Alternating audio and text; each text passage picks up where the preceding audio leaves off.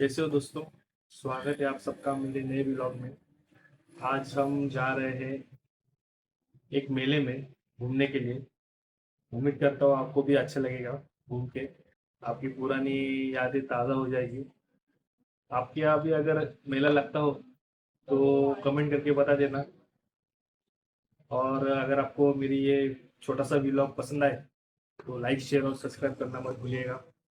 Thank you. चलिए चलते हैं।